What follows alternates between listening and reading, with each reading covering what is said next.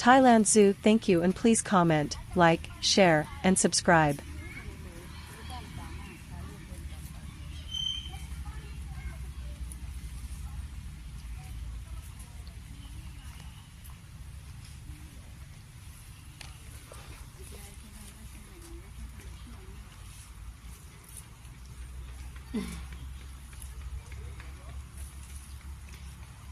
ไม่ใช่คนไทยใช่เหรอ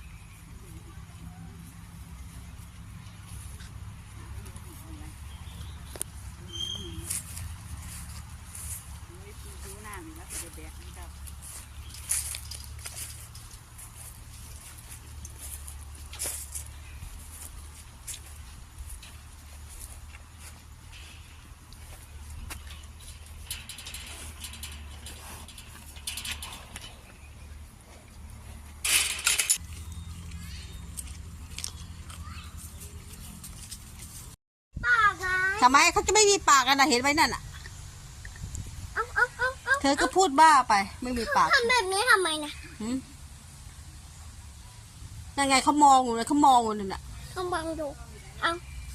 จะกินไหมอย่าเข้าไปใกล้นะจะกินไหม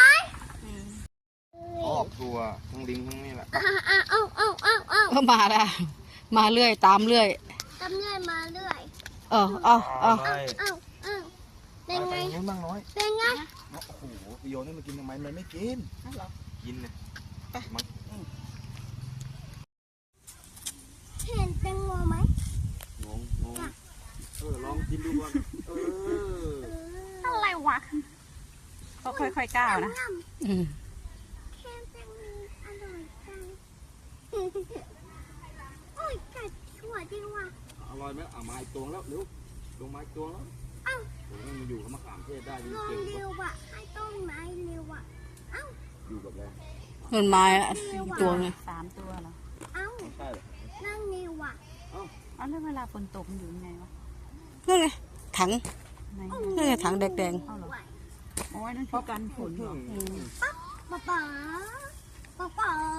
อ๋อเวลาฝนตกเข้าไป